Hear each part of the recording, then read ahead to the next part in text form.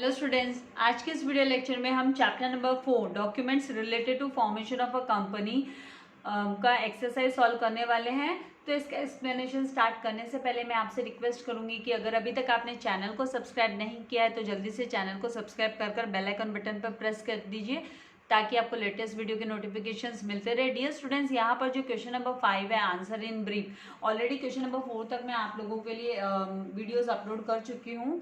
तो यहाँ पर क्वेश्चन नंबर 5 में जो पहला क्वेश्चन है, question number 1, state any 4 clauses of memorandum of association, and question number 2, any 4 contents of articles of association. तो इन दोनों के जो आंसर है आपको जब क्वेश्चन नंबर 7 हम करेंगे तो उसमें आपको मिल जाएंगे, क्योंकि यहाँ पे 4 पॉइंट्स ही पूछे हैं और वहाँ पर डिटेल में है ना मैंने एक्सप्लेन किया है। तो वो वीडियो जब आपको मिलेगा तो उसमें इन दोनों के आंसर्स भी आपको मिल जाएंगे।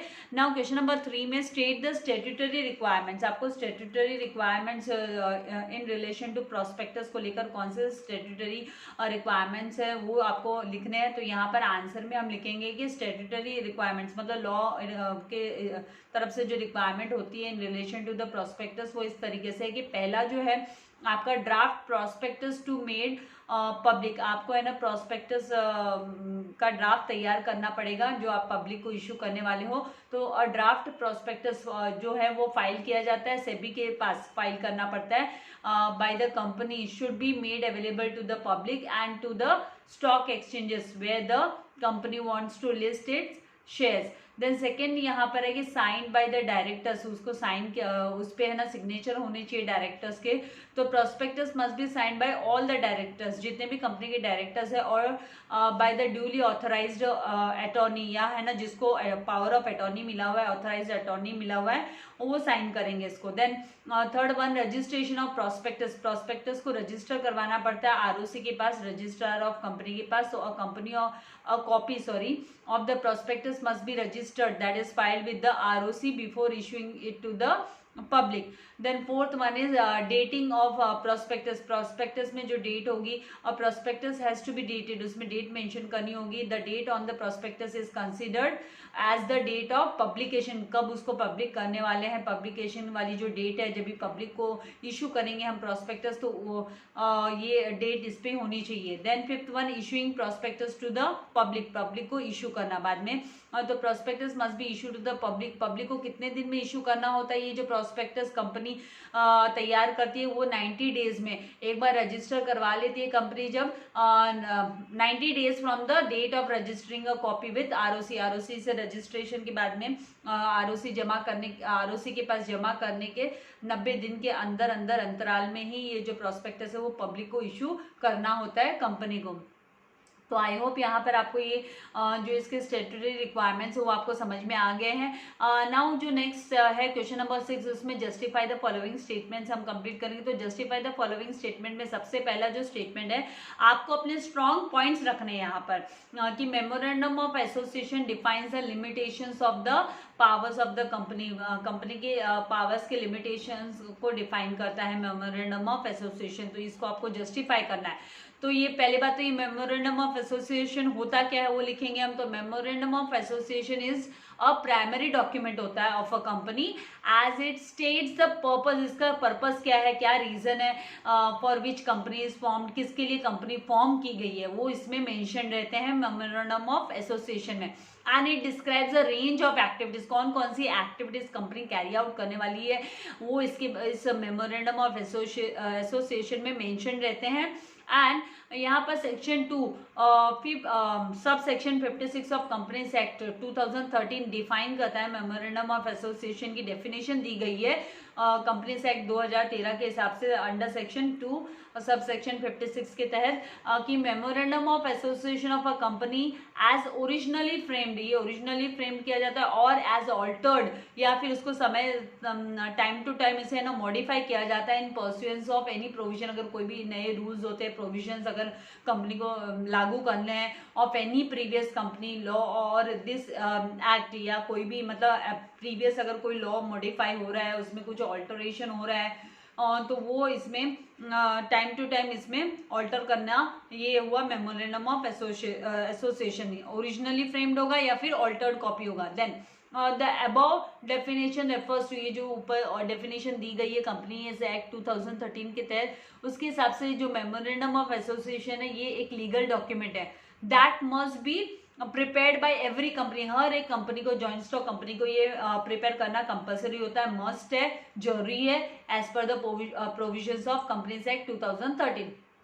अकॉर्डिंग टू लॉर्ड क्रेन्स का क्या कहना है कि the memorandum of association of the company is its charter and, ये इसका चार्टर हुआ, चार्ट हुआ, जिसमें सब मेंशन रहता है, लिस्ट होती है, and defines the limitations of the powers of the company. Company को कौन से लिमिटेशंस है और कौन से पावर्स है, और उसके पावर्स में कितने लिमिटेशंस है, मतलब कहाँ तक उसकी पावर सीमित है, वो इसमें मेंशन रहता है। As per this definition memorandum is a document, ये एक डॉक्यूमेंट हुआ जो डिस्क्राइब करता है कॉन्स्टिट्यूशन ऑफ द कंपनी, कब कंपनी सेटअप हुई, एंड उसके राइट्स क्या है, उसके प्रिविलेजेस क्या है, उसको कौन से हक है, and it states the power of the company, company की पावर को मेंशन करता है, that is what it can do, क्या कंपनी कर सकती है, and what it can not do, और क्या नहीं कर सकते, मतलब dos and don't of the company.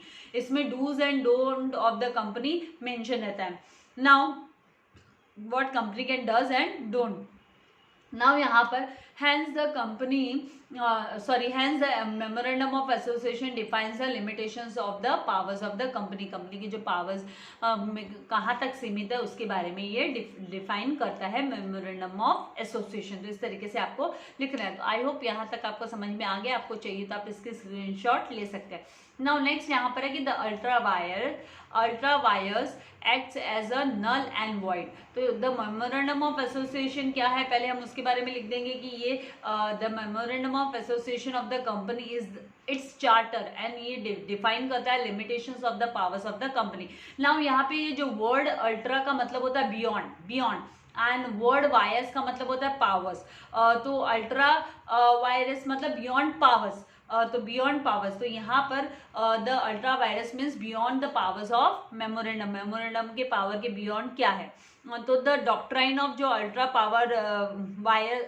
Virus है, वायरस है, वो स्टेट करता है, बताता है वायर्स दैट एनी एक्टिविटी, कोई भी एक्टिविटी जो कंपनी कैरी आउट करती है which is beyond the powers of the company, जो कंपनी के पावर में राइट में नहीं है, विल बी नल, उसको है ना नल एंड वॉइड माना जाएगा, मतलब उसको कोई भी लीगल आइडेंटिटी नहीं मिलेगी और वो लीगली इनइफेक्टिव कर दिया जाएगा, मतलब उसको है ना स्थगित कर दिया जाएगा, उसको कैंसिल कर दिया जाएगा। Even if all the members of the company, अगर कंपनी के सारे मेंबर्स भी इस एक्ट को अग्री करते हैं तो भी उसको माना नहीं जाएगा, क्योंकि है ना बियॉन्ड द आप जो मेमोरेंडम ऑफ एसोसिएशन में जो पावर्स मेंशन होते हैं उसके बियॉन्ड आप काम नहीं कर सकते हो। आपने अगर वो उसके बियॉन्ड काम किया है तो वो नल एंड वॉइड माना जाएगा।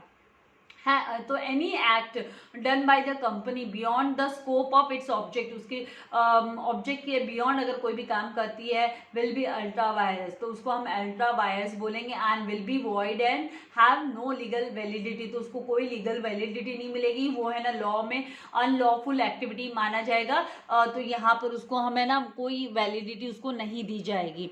देन नेक्स्ट जो यहाँ पर है आपको लिखना है कि hence the ultra vires acts as acts are null and void. तो जो अल्ट्रा वायर्स एक्ट होते हैं, इसका मतलब सिंपल में आप समझ लीजिए कि अल्ट्रा वायर्स जो है वो है beyond the powers. Beyond the powers मतलब आप अपने पावर्स, आपको जो हक दिए गए, राइट दिए गए, उसके बियॉन्ड आप काम नहीं कर सकते। कोई भी कंपनी उसके बियॉन्ड काम नहीं कर सकती, क्योंकि वो अनलॉफुल एक्टिविटी हो जाती है। फिर भले मेंबर्स तैयार हो सारे, उससे कोई लेना देना नहीं है।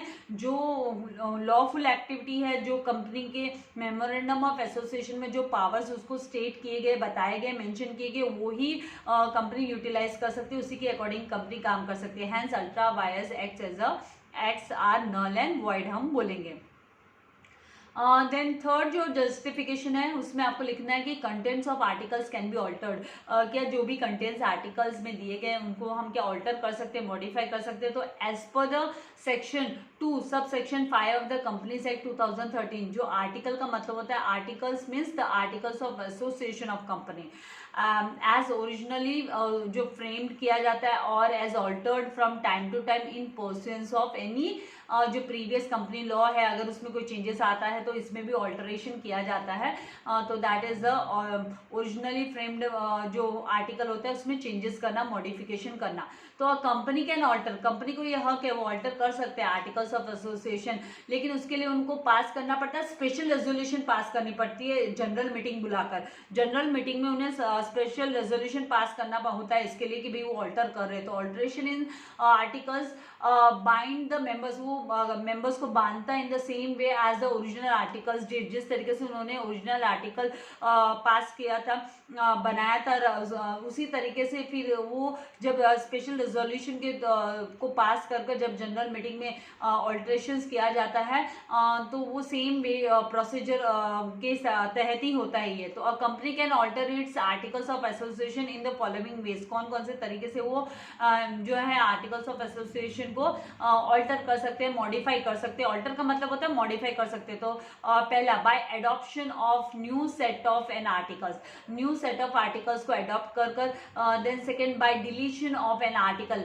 आर्टिकल को डिलीट कर कर, by deletion of an articles को डिलीट कर कर। देन बाय एडिशन और इंसर्शन ऑफ न्यू आर्टिकल, नए आर्टिकल को जस्ट ऐड करना, इंसर्ट करना।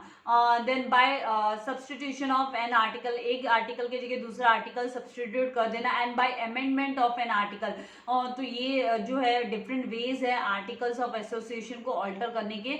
Hence contents of articles can be altered. तो इस तरीके से आपको ये आंसर्स को लिखना है। तो आई होप आपको समझ में आ गया कि कैसे आप जस्टिफिकेशन को आप लिखोगे, किस तरीके से आपको अपने स्ट्रॉन्ग पॉइंट्स रखने हैं जस्टिफाई करने के लिए। स्टेटमेंट जो दिया रहेगा उसको जस्टिफाई करने के लिए आपको जो स्ट्रॉन्ग पॉइंट्स रखने हैं इस तरीके से लिखकर, और एट द एंड आपको हैंस या दस के साथ आपके आंसर को विद द सेम स्टेटमेंट को के साथ में आपको एंड करना है। तो जो नेक्स्ट जस्टिफिकेशन है, जस्टिफिकेशन जो 3 बच गए हैं उसके आंसर्स आपको नेक्स्ट वीडियो में मिल जाएंगे। तो तब तक के लिए आपको ये वीडियो अपने फ्रेंड्स के साथ भी शेयर करना है, इनके ऊपर स्टडी करना है, एंड लाइक करना है, सब्सक्राइब करना नहीं भूलना है, क्योंकि सब्सक्राइब करने पर आपको है ना नोटिफिकेशंस मिलेंगे। उसके लिए आपको बेल आइकन को भी प्रेस करना है। Thank you very much. God bless you all dear students.